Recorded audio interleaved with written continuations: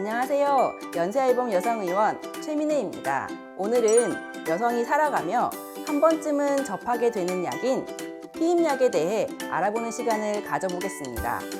피임약은 에스트로겐과 프로게스틴 복합 호르몬 제제로 이 프로게스틴의 종류에 따라 세대가 나누어집니다. 1세대 피임약은 에스트로겐이 0.05mg 이상 들어있는 제제로 심혈관 질환과 뇌혈관 질환의 높은 위험성으로 사용하지 않습니다. 2세대 피임약의 경우 혈전 위험성은 비교적 낮지만 안드로겐 활성이 잘 되어 여드름이나 담호증이 나타날 수 있습니다. 3세대 피임약은 여드름, 담호증 등의 부작용을 개선시키는 장점이 있지만 혈전 위험성은 2세대보다 높습니다. 4세대 피임약은 처방받아야 하는 전문 약제이며 체중 증가가 적고 붓기도 덜 생기며 생리전 증후군이나 여드름 치료, 다낭성 난소 증후군 치료에도 사용됩니다. 하지만 혈전 위험성이 있어 전문의약품으로 구분되어 있습니다. 대체로 안드로겐 활성에 의해 나타나는 여드름, 담호증 등은 2, 3, 4세대로 갈수록 감소하고 혈전 위험성은 2, 3, 4세대로 갈수록 커집니다. 그래서 환자의 주 증상이나 기존 병력 등을 감안해 피임약을 고르는 것이 좋습니다. 여드름, 담호증, 체중 증가가 심한 분들은 3세대나 4세대의 피임약을 선택하는 것이 좋고 심혈관계 질환자라면 2세대 피임약을 선택하는 것이 좋습니다. 그리고 각 제제들이 프로게스틴의 종류뿐 아니라 에스트로겐의 함량으로도 구분되기 때문에 부정출혈이 심하신 분의 경우 에스트로겐 함량이 높은 약제를 선택하는 것이 좋고 오심, 구토, 유방팽만, 편두통 같은 에스트로겐 관련 부작용이 있으신 분들은 에스트로겐이 적게 들어있는 제제를 선택하시는 것이 좋습니다. 이렇게 피임약은 호르몬을 변화시켜 여러 가지 효과를 일으키고 그 중에 여드름에 효과가 있는 제제들도 있어 피부과에서 여드름 치료가 원활하지 않는 경우 피임약을 병용하여 치료하기도 합니다. 물론 아닙니다. 아주 큰 대당위 연구에서도 피임약의 복용과 난임의 상관관계는 없다고 증명이 되었습니다. 그리고 피임약을 끊으면 개인에 따라 약간의 편차는 있지만 대부분 수개월 내에 가입 능력이 돌아온다고 증명이 되었습니다.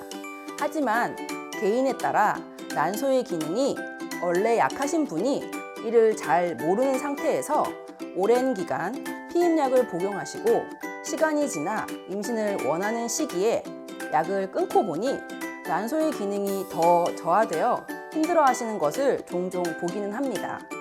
사실 이 경우에는 피임약 때문이 아니라 원래 난소의 기능 저하가 있었는데 잘 알지 못하고 시간이 흘러서 일어난 안타까운 경우인데요. 그래서 저는 피임약을 장기간 드셔야 할 때에는 꼭 산부인과 의사와 상의 후 드시는 걸 추천드립니다. 초음파나 난소 나이 호르몬 검사를 통해 자신의 상태를 잘 파악하고 그에 맞는 약제를 골라서 복용하는 것이 가장 안전하고 좋은 방법일 것 같습니다. 피임약 중에는 사후피임약이라는 제제가 있는데요. 피임약이 미리 피임의 효과를 바라고 사용하는 것이라면 사후피임약은 성관계 후 임신을 방지하기 위한 약입니다. 이 약물은 배란을 억제하고 황체 기능 억제를 유도해 자궁 내막을 얇게 만들어 정자의 이동을 억제하고 난자와 정자의 결합을 방해합니다. 피임 효과는 성관계 후 24시간 이내 복용 시 95% 이상, 49시간에서 72시간 이내에는 58%로 시간이 지날수록 감소합니다. 약을 먹고도 실제 임신한 경우는 2.7%였다는 보고가 있습니다. 최근에 나온 약제 중에 72시간보다 더 긴 120시간까지 피임의 효과가 있는 약제가 있습니다. 이 약제는 선택적 프로게스테론 수용체 조절제입니다. 작용 기전은 앞서 말한 약과 유사한 배란 억제 및 지연, 자궁 내막 두께 변화를 통해 임신을 막습니다. 적절하게 사용하였을 경우 피임률이 98에서 99%의 효과를 보인다고 평가됩니다. 이런 사후 피임약에서 가장 중요한 것은 성관계 후 약을 먹는 타이밍인데요. 성관계 후 약을 드시는 시간이 빠르면 빠를수록 피임의 효과가 높다고 평가됩니다. 피임을 했는데 제대로 되지 않았거나 성관계 후 임신을 원하지 않는 경우에는 사후피임약이 도움이 됩니다. 사후피임약에 약간의 부작용이 있는데요. 호르몬의 변화로 인한 출혈, 생리주기의 변화, 오심, 구토 등입니다.